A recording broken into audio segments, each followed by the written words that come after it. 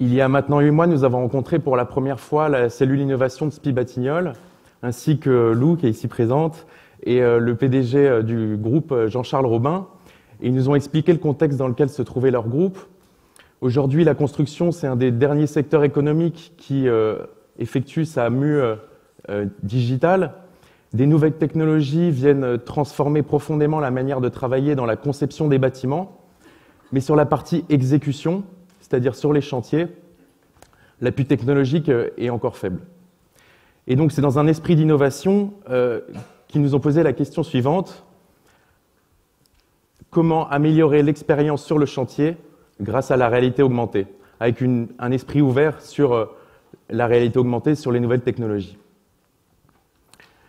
Après cette réunion, nous sommes retrouvés, les 6 étudiants que nous sommes, donc 3 étudiants de la D-School Paris et 3 étudiants du Trinity College à Dublin, et nous en avons parlé, et on s'est rendu compte que, en fait, aucun de nous n'était déjà allé sur un chantier. Pour nous, un chantier, c'était ça, un milieu fermé, caché derrière des barricades, dont parfois on voit sortir une grue, où on entend un bruit de marteau-piqueur.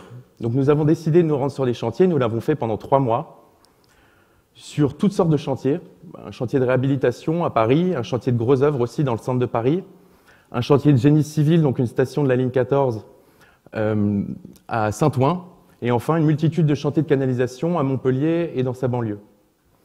Et au cours de ces 3 mois, nous avons rencontré plus d'une centaine de personnes, dont vous voyez ici ceux avec qui on a pu créer une relation spéciale, approfondie. On a pu les suivre au quotidien, les questionner sur leurs ressentis, sur leur travail, et on a pu les observer travailler et communiquer ensemble. Alors bien sûr, on ne va pas pouvoir tout vous raconter, c'était une expérience très riche, donc on a décidé de vous parler d'un chantier. C'est le chantier de l'Hôtel Oco, en plein centre de Paris. Ce chantier, il démontre bien les difficultés et la complexité que recouvre le secteur de la construction, un projet de construction. Vous avez à droite la gare de l'Est. Donc les passagers passent à quelques mètres à peine du chantier.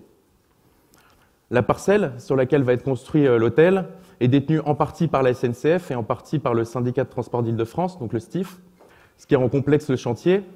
Et ce qui fait que ces 2 organismes, la SNCF et le STIF, vont être des parties prenantes permanentes sur le chantier. En dessous de la parcelle, pour compliquer les choses, il y a la ligne 4 du métro qui passe. Donc là, on fait attention quand on vient implanter un pieu, puisqu'on est à peine 2 mètres du tunnel. À gauche, vous avez un mur classé sur lequel on ne peut pas s'appuyer mécaniquement. Et si ce mur s'affaisse, la rue qui est en surplomb et les immeubles autour peuvent s'effondrer. Donc on est face à un chantier très complexe avec de nombreux intervenants. Et à la tête de ce projet, vous avez Roland, qui du coup est quand même un peu stressé au quotidien, vous l'imaginez.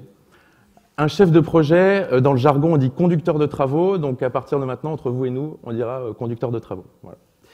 Et son bras droit, Pierre. Alors en les suivant jour après jour, on a compris la difficulté de leur travail, la complexité des échanges qu'ils avaient. Tout d'abord, Roland, il est au quotidien avec le chef de chantier, il doit lui donner les bonnes informations pour que l'exécution soit parfaite.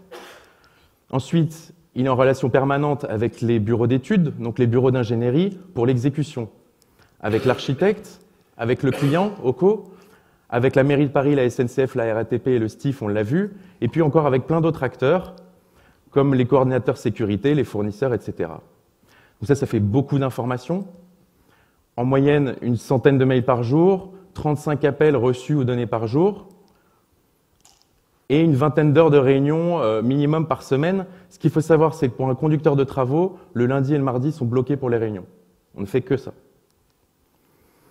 Roland, ce qu'il nous dit, c'est qu'au bout d'un moment, sa tête explose. On reçoit trop d'informations. Avec le temps dont je dispose, je ne peux pas tout bien traiter. Donc on s'est intéressé à la manière dont il formalisait l'information et la manière dont l'information était documentée. Et c'est principalement sous forme papier, comme vous voyez ici, des plannings, des plans accrochés sur les murs. Donc on voit que, bien sûr, Roland n'a pas le temps d'imprimer le planning à chaque fois qu'il y a une nouvelle révision, donc il vient poser des post-it quand il y a une modification. Et puis ensuite, les documents techniques et les documents juridiques, enfin contractuels, eux sont dans les classeurs dans des armoires, et puis quand les armoires débordent, voilà. On empile, on essaye de trouver une place, et le jour de la réunion de chantier, on a pu voir Roland avec Pierre, l'architecte, le client, les différents BET, chercher partout dans la salle un plan pendant 40 minutes. Au bout de 40 minutes, c'est le client qui l'a trouvé sur sa tablette et là, ils ont pu se remettre à travailler. Quelques dizaines de minutes plus tard, un ingénieur isolation présentait son travail sur son plan. L'architecte a pris et a dit « on va pas faire comme ça, écoutez-moi les gars, voilà comment on va faire ». Et puis il a commencé à tout changer. Il a parlé pendant 50 minutes, ils ont discuté, puis à la fin tout le monde était d'accord. Il a pris le plan pour le scanner et l'ajouter au compte-rendu de réunion. Et là, il s'est rendu compte qu'ils avaient dessiné sur un vieux plan et donc que ces 50 minutes ne servaient à rien puisque entre-temps la structure avait changé. Pourquoi l'ingénieur isolation avait un ancien plan? Bien, c'est que tous les acteurs sur le chantier sont débordés d'informations et qu'ils gardent toute l'information qui les concerne eux sur leur plan en les annotant. Quand un nouveau plan arrive, ils préfèrent garder l'ancien pour garder leurs annotations.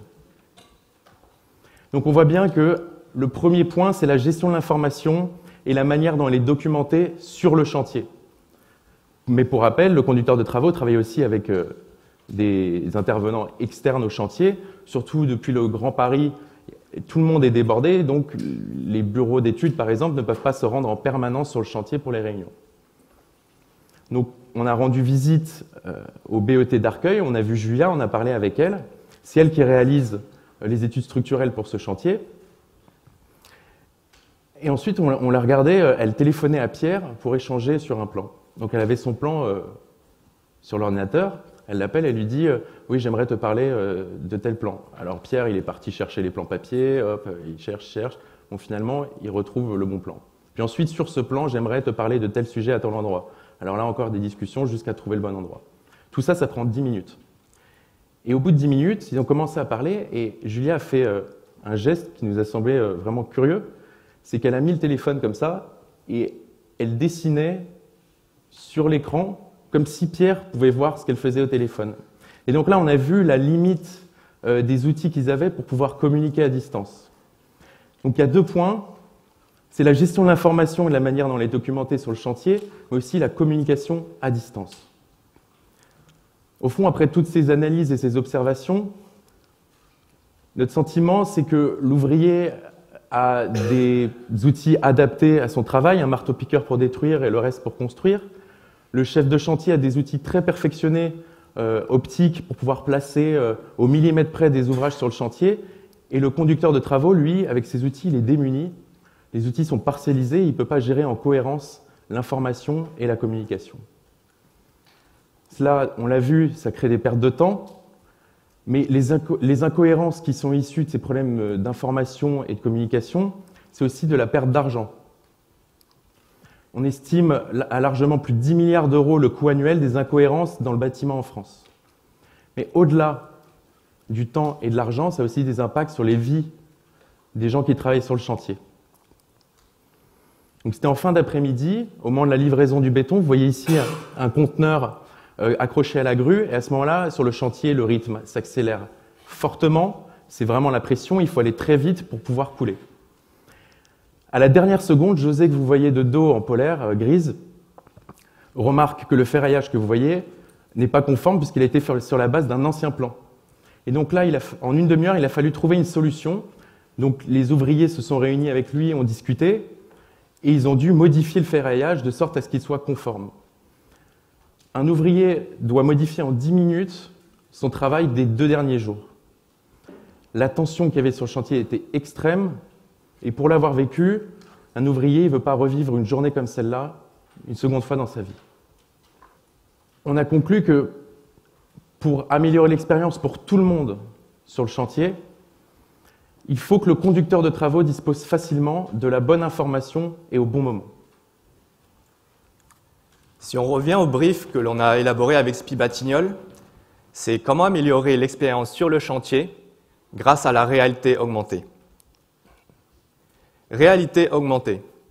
Ça peut paraître assez technique, mais derrière, le concept est assez simple.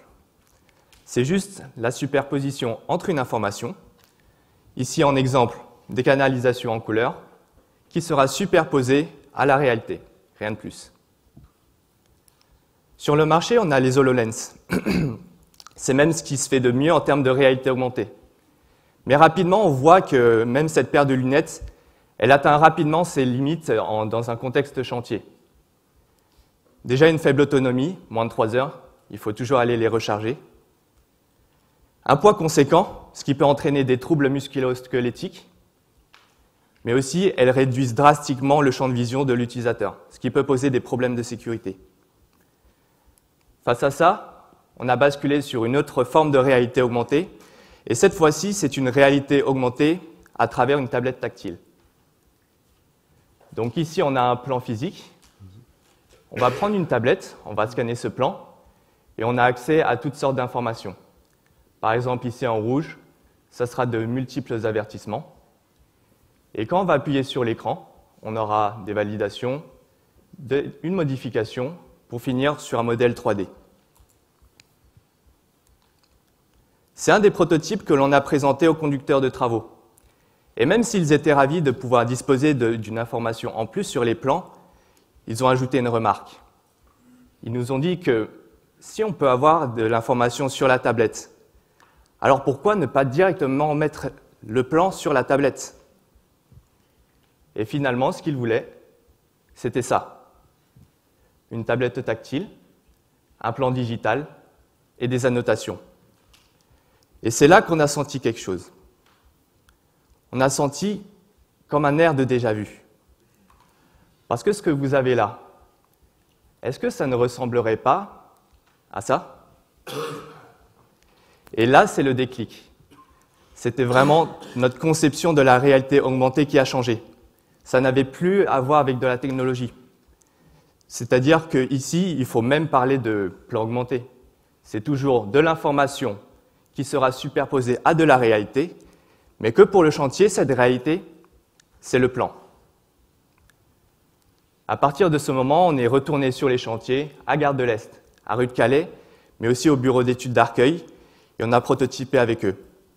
Chaque semaine, on leur a proposé un prototype différent, et on a récolté leur retour qui aura servi à prototyper les suivants. Et on a itéré de semaine en semaine, et au final, tous leurs retours nous ont permis de dégager les 3 grandes fonctionnalités de notre solution. Déjà, souvenez-vous de l'histoire de Roland, qui est dans la réunion de chantier, avec l'architecte, passe plus de 40 minutes à essayer de trouver le bon plan. Avec cette solution, Roland aura tous les plans sur sa tablette, qui seront organisés parfaitement. Et grâce à un algorithme qui s'adapte à l'utilisateur, Roland pourra à tout moment trouver le bon plan qu'il cherche. Ensuite, José, il pourra dessiner et écrire directement sur sa tablette, et toutes ces notes seront sauvegardées sur la tablette. C'est-à-dire qu'à partir de là, il n'aura plus à transporter son plan sur le chantier, son plan à noter qu'il risque déjà de perdre ou qui risque de se déchirer. Avec notre solution, toutes ces notes seront stockées sur le cloud. Elles seront totalement en sécurité et en plus, il pourra les partager. Et enfin, dès la première seconde de l'appel, grâce à un écran partagé, Julia et Pierre pourront discuter sur le même plan. L'un pourra voir ce que fait l'autre, ils pourront même dessiner ensemble. C'est vraiment comme s'ils collaboraient dans la même pièce. Finalement, Julia, elle communiquera très facilement avec Pierre, qui donnera la bonne information à Roland, qui la retransmettra ensuite à José, puis aux ouvriers ferrailleurs. Et du coup, ils pourront exécuter leurs tâches bien et ne pas avoir à la refaire. Et au-delà des besoins utilisateurs, cet outil ouvre de nouvelles perspectives à une nouvelle forme de communication. Une communication plus cohérente, une communication totale et unifiée. Et en plus de ça, c'est la culture de la communication au sein de l'entreprise qui sera changée, et même mieux. Ça sera la culture de l'entreprise elle-même qui sera transformée. Merci.